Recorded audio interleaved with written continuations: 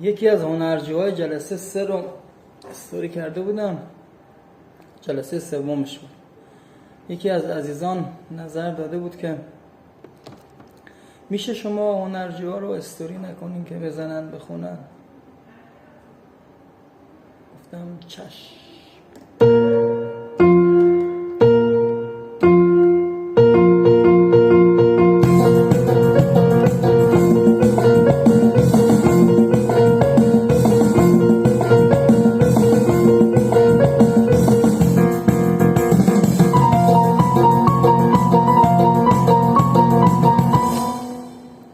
جلسه سومشه، زیاد سخت نگیر. به جای نظرها برو یک گوشه بشین تنها. کارهای زشتی که کردی